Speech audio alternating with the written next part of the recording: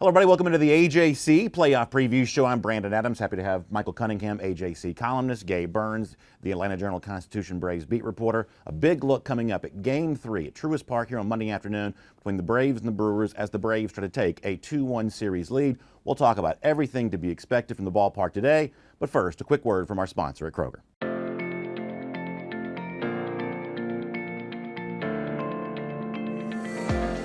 Shopping for your groceries and essential household items is even easier with pickup. Just shop online, choose a pickup time convenient for you, and the Kroger team will carefully pick out your order and bring it to your vehicle when you arrive. So, the next time you're ready to shop at Kroger, take advantage of free pickup. It's just another way Kroger is fresh for everyone. As I said, this is the AJC Playoff Preview Show presented by Kroger. Happy to have Michael Cunningham, Gabe Burns here as we talk about what's to be expected. And I guess, Michael, let's begin with this. For Braves fans making their plans today, some logistics to take care of. After the game last night, late with Houston and Chicago, the White Sox stay alive there, which means the Braves game that could have been at 4 p.m. today, now 1 p.m. And this is about more than just the planning for fans. Obviously, a lot of folks not excited about that 1 p.m. start, but for the Braves hitters, not dealing with those 4 p.m. shadows, they may be actually enjoying this pretty well.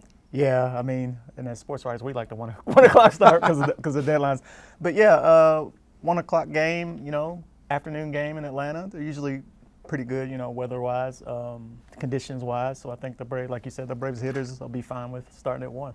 Gabe, in professional sports, whether it's Major League Baseball, NBA, NHL, over the years, you've heard it said so many times that you go on the road to begin a series with those 2 games there, get the split, you kind of steal home field advantage back. That's been talked about in professional sports a lot. That's what the Braves did. What does that mean for Atlanta coming back to today, knowing that they essentially did in Milwaukee what they set out to do? Yeah, I mean, it's huge. Obviously, you'd like to win both games. That usually doesn't happen, but the fact that they take one, they take home field advantage. And, if they win the next 2 days, they're moving on. They can do it in front of their fans. They have that.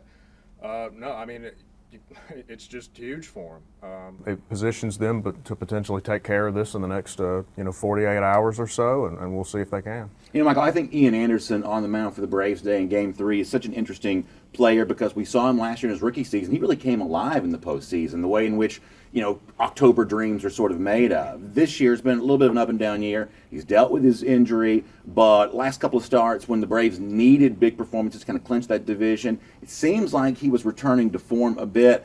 Obviously, Atlanta needs the big start from him today, and how reasonable is it to expect him to look in postseason 2021 the way that he looked for a large portion of the postseason in 2020?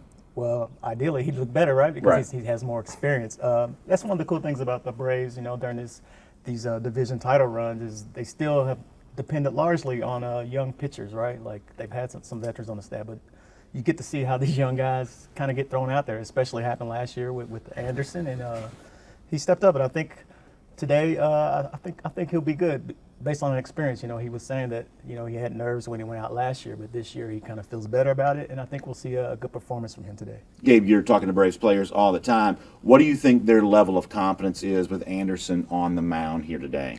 Yeah, they're really confident, actually. I mean, when you look at this team, that's one thing that you can say for this Braves team is they've stayed confident the whole time, even when things were rough, and a lot of people were writing them off and thinking that this season might go down the tubes. A big part of that, Alex Anthopoulos goes out, he makes 2 trades before the second half begins, and that kind of shows, the front office still believes in the team. And I mean, they've always kind of been a very level-headed group, and they're very good at bouncing back, as you saw in Game 2. So when you get a guy like Ian on the mound, I mean, they're really confident in all 3 of those top starting pitchers they have. On the other side of the mound matchup for a moment, Freddie Peralta there from Milwaukee. There was a little bit of delay by Craig Counsell, the Brewers manager, in announcing Peralta as the starter, although I don't know there was really much intrigue behind the scenes as to who was going to be the guy for Milwaukee today. What do you think about what the Brewers bring to the mound for this afternoon start here for Game 3? Yeah, I mean, Peralta's really good. He's not Woodruff or Burns, but he's not that far behind either. So I think that he and Ian Anderson is kind of an underrated pitching matchup because we've spent so much time talking about the other 4 starters in this series, and I mean, these are 2 really good pitchers as well. So again, I kind of expect a lower scoring game. I think there'll probably be more offense today than there was in the first 2 games. That's a pretty low bar. But it should be interesting. Speaking of that, I think when a lot of folks tune in, if you're not a Braves fan, you're not a Brewers fan, you're just a Major League Baseball fan, and you want to watch how this series continues to unfold, I think seeing which of these offenses break out first is probably one of the interesting storylines today. On the Atlanta side of things, you look at the run scored in Game 2, they come from some of the guys you've come to expect. More from Austin Riley, obviously Ozzie Albies, who's done a lot of different things for Atlanta, and Freddie Freeman, who's been good with runners in scoring position, gets a chance to do that again there. Michael, when you look at these two offenses, do you see one right now with the bats more poised to break out here as the series shifts back to Atlanta? I think there's a chance for the Braves today because Peralta, as you said, he's not quite the other guys, and I think one reason is because he will walk people. And the thing about the Braves is people talk about their power, but at the top of the lineup, Soler and Freeman, they'll take walks. Mm-hmm. That happened in Game 1. Mm-hmm. It didn't work out because of some a weird base running situation. But I think Freeman and Soler will get on base, and I think especially being at home, and Peralta's a young pitcher. I think he's only had like two, three postseason appearances. He's a young pitcher. Get a couple walks, couple guys on base. Now the crowd's into it. He's a young pitcher. There's a lot of pressure. I think that's the opportunity for the Braves. I think today to get on base, draw some walks, and then you have Ozzie and Riley, who obviously can drive those guys in. At the top of our show, I made a comparison to other professional sports. We have playoff series and the importance of kind of getting that split on the road. Here's another way in which the Major League Baseball playoffs are a little bit like sometimes what you see in the NBA or the NHL, in that this Game 3 and this kind of age of the 2-2-1 home and road split has proven to be really, really important, as you would expect. When the series is tied at 1, the team that wins Game 3, overwhelming majority of the time, goes on to also win the series there as well. Hard to really put into words, and certainly can't be overstated just how important this Game 3 is today for the eventual winner of the series. Yeah, and the Brewers were a good road team, a very good road team during the season. But I don't know how much you can kind of translate that to the postseason because, as Gabe knows, covering the team, there's so many variables during the regular season of which pitchers you see. The crowd might not even really be much there. They might not be into it. You're playing some bad teams on the road. This is different. This is the playoffs. You're playing the Braves. It's a good team. It's going to be a packed house. I don't know if you can say that because the Brewers were a good road team during the season, they'll be good on the road. This is a whole different animal now. It's going to be fun. I'm looking forward to it. Well, speaking of variables, certainly for Braves fans this year, one of the biggest variables of all have been Will Smith there in the 9th inning. It's drama every single time. He seems to get himself into trouble, but also many times, like Game 2, work his way back out of trouble there as well. At this point in time, I guess that should just come to be expected, that if the Braves have that lead late, we'll see a little 9th inning drama from Smith there when he takes the pill. That's what history says. So, so there's no reason to disagree with that now. Until he just starts, he has several appearances in a row that are near perfect. You can't assume anything except this could be a rocky ride. But to his credit, he has gotten out of a lot of it. It's just been kind of a rough road to get there, as we saw the other day. And really, those final 3 innings in Game 2, the Brewers had 2 base runners in each of those innings. Mm-hmm. That game easily could have, one hit really changes what we're talking about here today. So,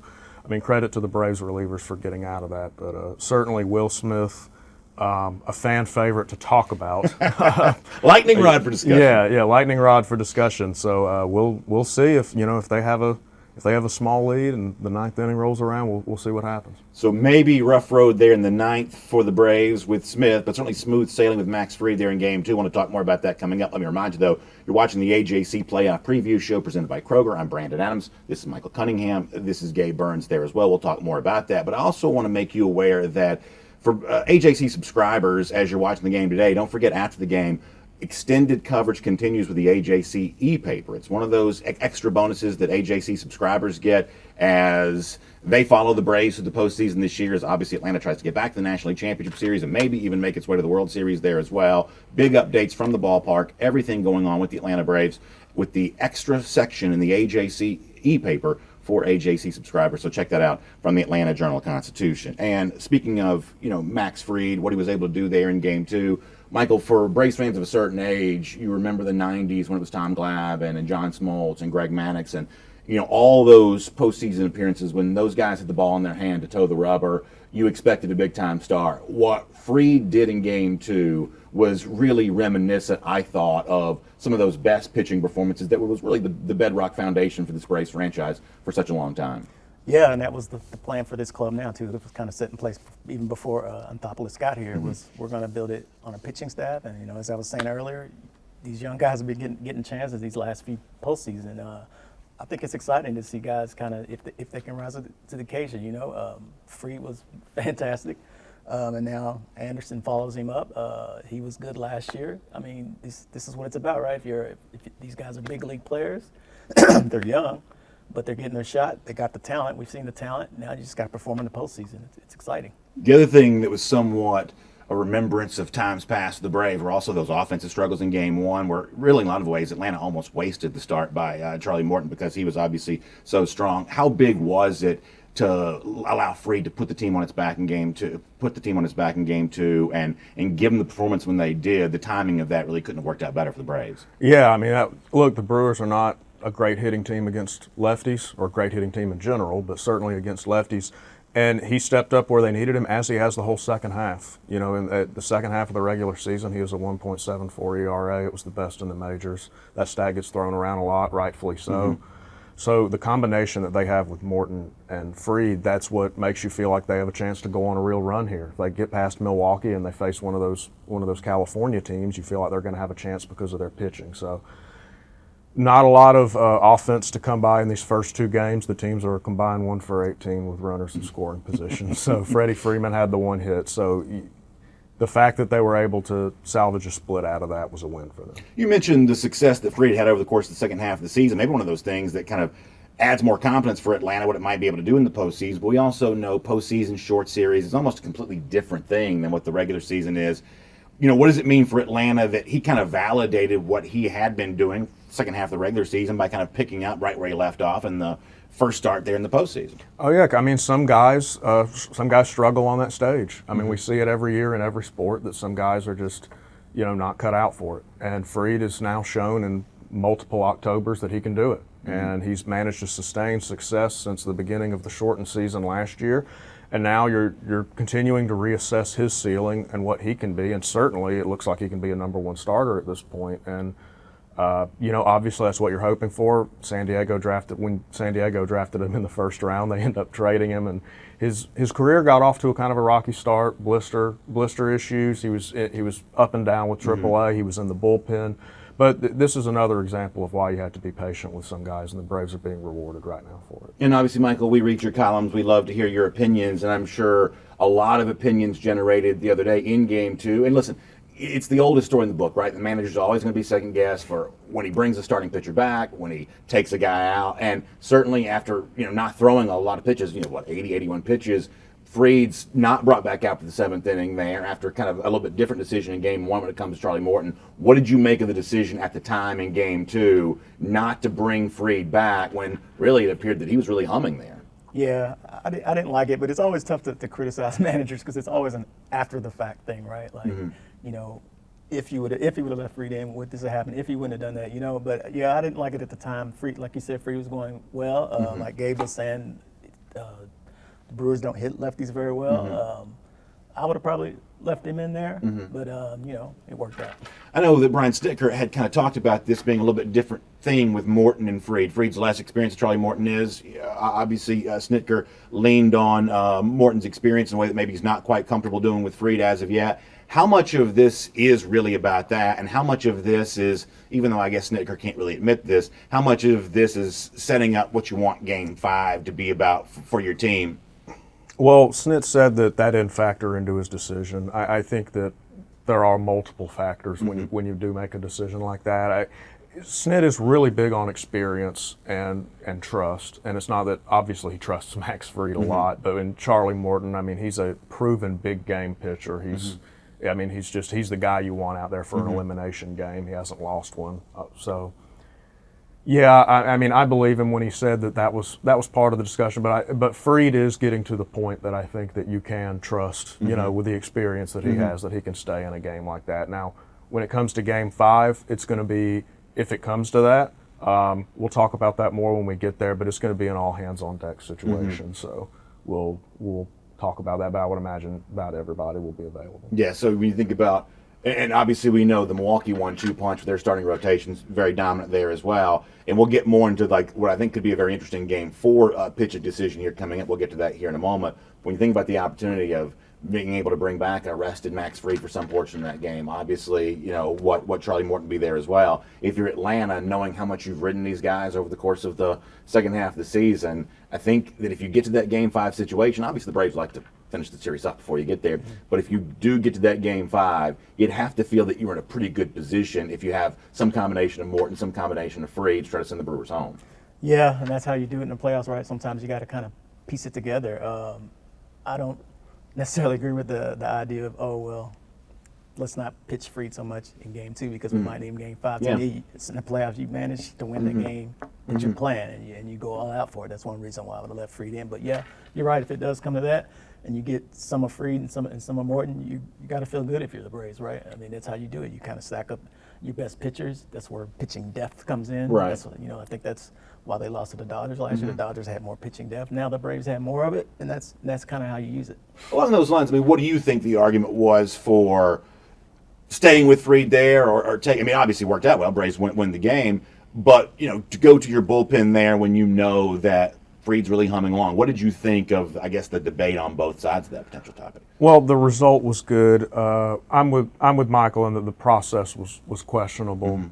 You know, if Luke Jackson, he puts two guys on, if he gives up, you know, you're one pitch away from everything just going awry. So again, I understand it. I can understand it from Snit's perspective, but my opinion is like his. I would just, if a guy is rolling, I'm going to let, especially at 81 pitches there, I'm going to let him keep going. Yeah, Michael, because it was one of those things where, and this is kind of true also across sports there as well, that I think for the average fan, they look at a situation like that and say, okay, we can't control results, right? You know, Braves can't control what's going to happen based on whatever decision you make. But if you're going to get beat, let me get beat with my best. If you're going to trip there, let me trip with the guy that's been my guy all year long, as opposed to when you make the decision to go to the bullpen, you're going away from what has worked so well for you through the second half of the regular season.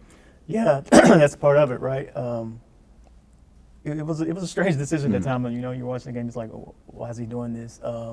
81 pitches, it's a lefty. I know multiple times see the lineup angle on it. I understand the thinking about the head in the series angle, but to me, yeah, you do, like you said, what's worked for you, and you leave Fried in there. And if it's about experience, I mean, Fried now is a pretty experienced guy in the postseason, and I mean, he hasn't done anything to make you think that you can't trust him in the postseason. I think it's just the opposite.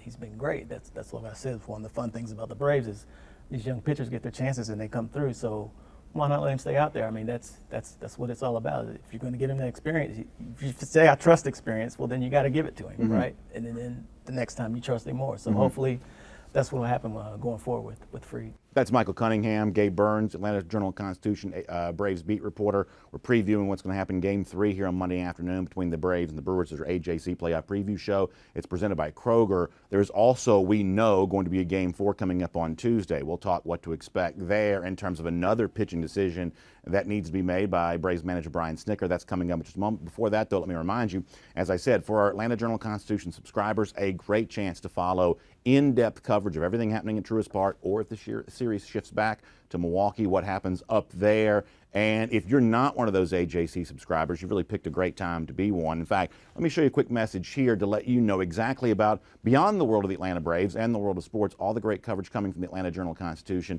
An invitation to you to join us as an AJC subscriber right now. We press on for you because it's our mission, dedicated to investigation, because the facts matter, fueled with determination, because you deserve to know what's really going on. Please support real journalism. All right, welcome back to our AJC playoff preview show presented by Kroger. Game 3 today, just after 1 p.m. between the Braves and the Brewers. The winner of that series will obviously take command with a lead in this series, and we know that Game 4 is then going to be back here in Atlanta once again there on Tuesday. And for both these teams, Braves, Brewers, obviously I think both sides felt good about their Game 1 starter, Game 2 starter, and still pretty well about their Game 3 starters there as well, with Anderson and Peralta there today. And then, like you do so much in this current age of Major League Baseball, it becomes a little bit of a Johnny Holstaff game once you get to Game 4 there on Tuesday. who do you expect Snitker to turn to as starting pitcher on Tuesday? Is this Oscar Noah? Where does Atlanta go? Is it a full-on bullpen game? Where do you think Atlanta goes there on Game 4, after based on what happens today? Yeah, Snit said yesterday that their plans could change based on today's result. The expectation is a Noah right now. I should say that would be my guess.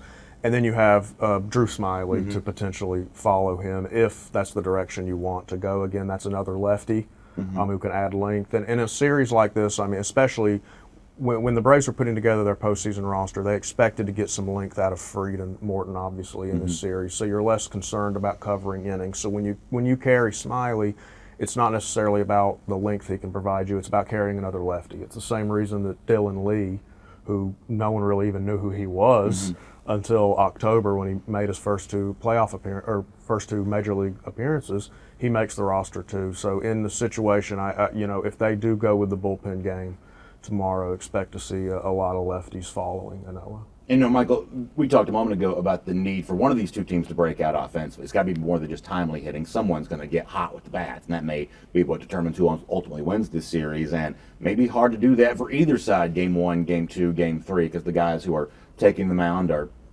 well-credentialed starting pitchers. But if you're looking to feast offensively, what you're going to do in a spot like what Tuesday afternoon will be, especially for the winner of Game 3, a chance to really take home this series by getting hot at the right time against what is obviously a much more erratic pitching situation for both Milwaukee and Atlanta at that point. Yeah, you want to try to take advantage of that. But to me, it's all about winning today, right? It's for the Braves or the Brewers. You win today, then you got a little leeway tomorrow. But the Braves, they could put together a bullpen game. I think that's the big difference between this Braves team and last year's team is that Snit has so much more depth, more options on the pitching staff than he had last year. I mean, there were some desperate times last year against the Dodgers. It didn't happen against the Reds or the Marlins. To the Braves' credit, they can play these kind of games if they're playing in this postseason, right? Like, it's tense. It's not always easy for the fans to watch. It's like you're hanging on every pitch, but they can play these kind of low-scoring games where you're not going to be able to slug homers. You're not always going to be driving balls. You have to kind of be patient. You kind of have to get some situational hitting. The Braves can win these kind of games. They've proven that now for going on to postseason. I think that's a very positive thing for them going into today and tomorrow. Michael mentions the fans, and I would say the product is more enjoyable with the fans in the stands, but in terms of the actual impact on what's going to happen at Truist Park today or on Tuesday, how much do you think the presence of a crowd, what we did not have in the 2020 postseason, at least not until you got to the World Series, how much does the presence of those fans actually impact what happens between the white lines today? Well, we'll see. I mean, now a lot of these Braves players have played playoff games with fans. I mean, they faced the Dodgers and they faced the Cardinals before last year's run. I certainly think that the neutral site did that influence some results. I mean, I think that's strong, but it certainly does change.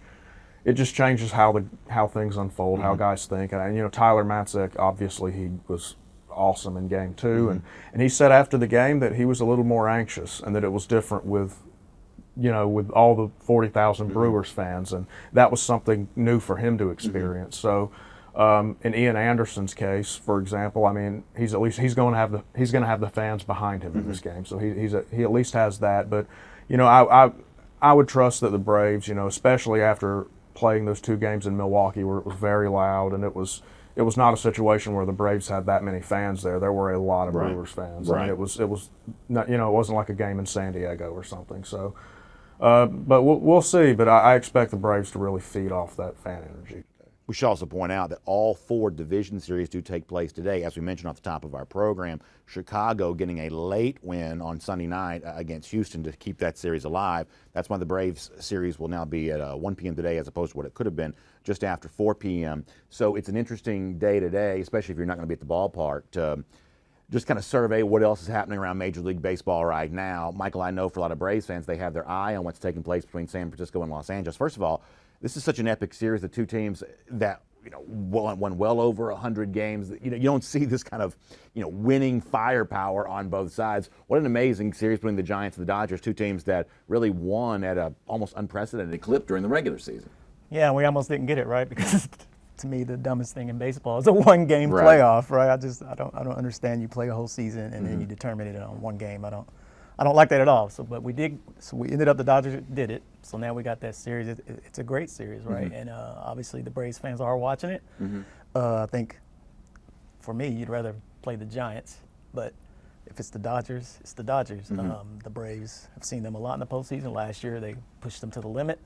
They got stronger pitching this year, as I've mentioned. But first things first, got to win today. Got to win at least another one, and then we'll see what happens. But yeah, that's a great series to watch. Two historically good teams, same division, don't like each other very much. Lots of star power on each side, and it's good. Should be enjoyable as well. Yeah, you're right. The rivalry, I think, makes that series even more enjoyable because of the fact they do have such a great history with each other. And what Michael just said, the Braves themselves can't say, but every fan would happily admit this, that if you can avoid playing the Los Angeles Dodgers, every Braves fan was a Cardinal fan going back to the wild card game of the day. I do believe every Braves fan is also a Giants fan there, too. Clearly no disrespect to that team.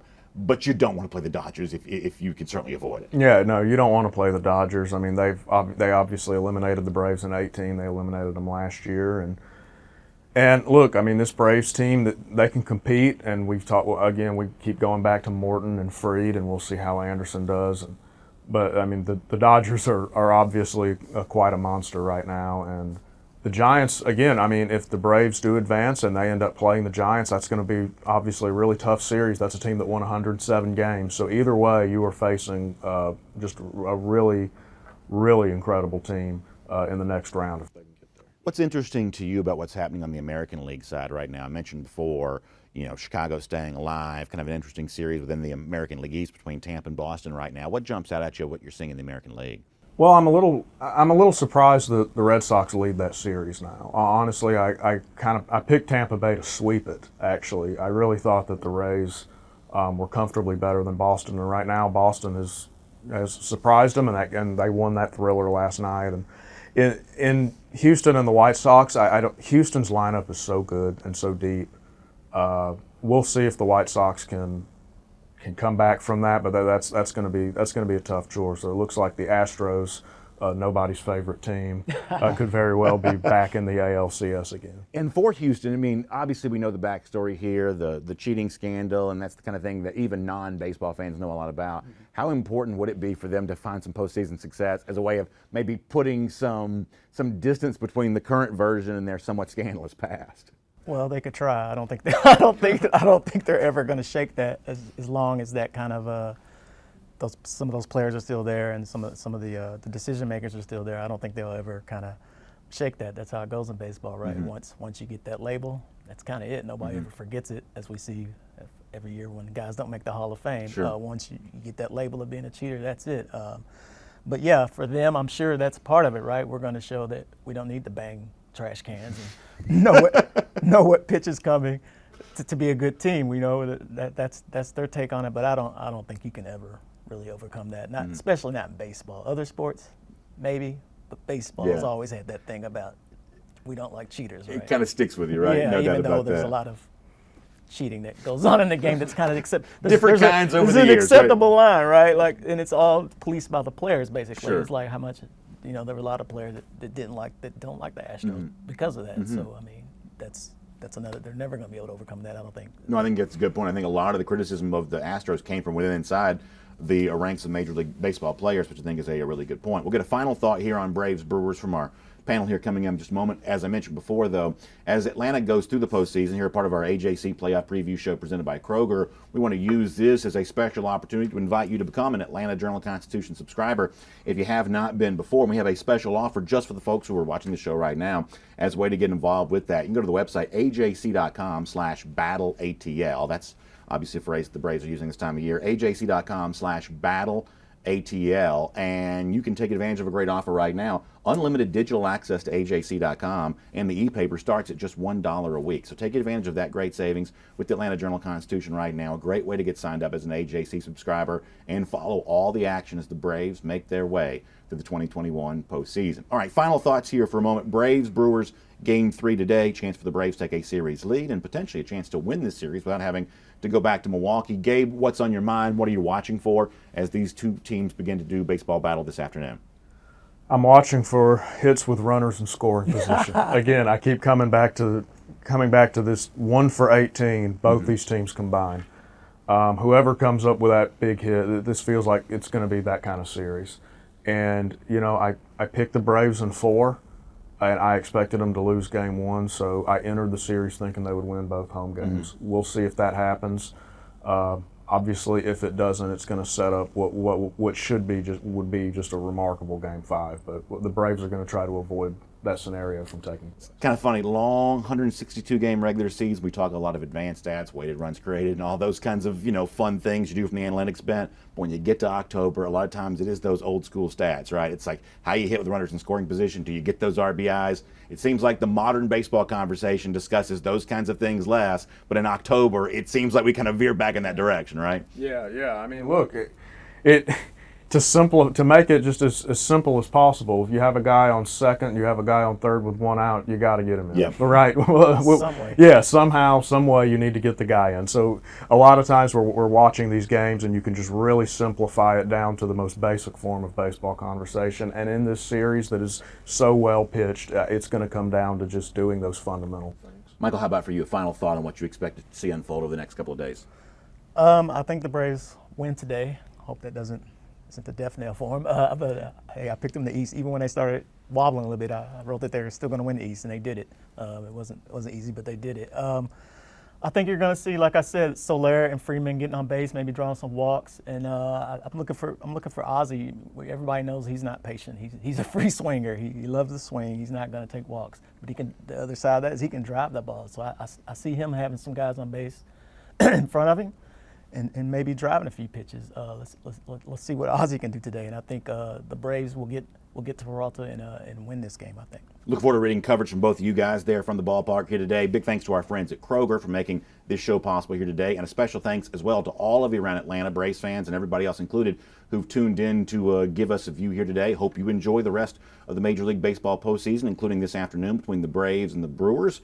Check us out, AJC.com, and of course the Atlanta Journal-Constitution e-paper there as well after the game for everything that Brian Snitker says, everything the Braves players have to say about whatever the result turns out to be there from Game 3. And we'll look forward to getting a chance to also talk to you back here again very soon as well. Have a great afternoon, everybody.